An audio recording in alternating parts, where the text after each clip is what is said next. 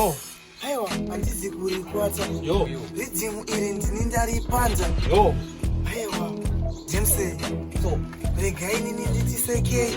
Yo. Nekuti ndovaputiketsei. Kunge nzungu ndovamenyei. Nekuti. Aiwa, pano pane pati. Asikana vanotamba nevhati. Vhati. Tinge tichifara onaiti. Takapfeka redhi newaiti. Inini ndimbudzi ndirikuti. Level rimudenga unge kaiti. Inini ndirikunaka unge kiti. Hembe umbevara haifiti. Vanafana akapfeka shoti. Bhazi mukudzi muri hoti. Aiwa muri vhirinoti. Yoti. Sauye makapfeka shoti. Yoti. Pinda muchitiza muloti. Loti. Kumba kwenye kuna na makoti. Koti. Echirungu toti witonti. Tonti. Temse. Nepsei.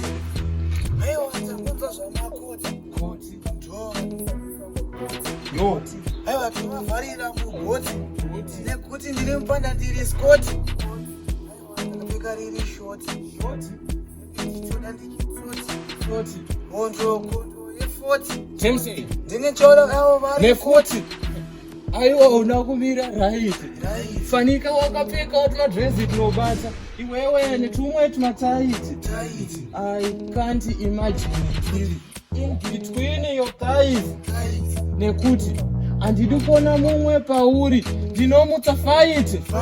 Nhasi tonight. Aiwa blazi tonight. Ndizonda kutokuti bright. Vachena mudenga se light. Kaiti. Chiti vana chida ufaiti. Vanouya kurulezvi nekuraiti. Tivavaka vana braiti. Ndovaradza vanomirawo naiti. Nekuti uyu nditino agara bhiti. Saka rambwa nengwere hanziti. But we can just do it. At the same time atinyengerere futi. Bigo maloti. Aiwa uri kubura mahiti. Ngoma dzinonaka dziri switi.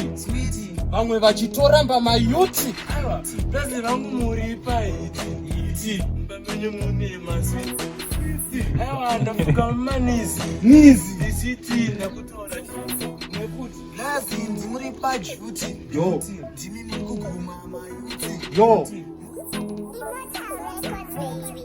Maona katafuti. No. Tadamura iri kataputi. Futi. Nekuti. Haiwa, kurira unge pfuti. Haiwa, kupisa utoti hoti. Kana tichisvika utoti hoti. Ridi kuwira mumugodhi. Ndichi manonge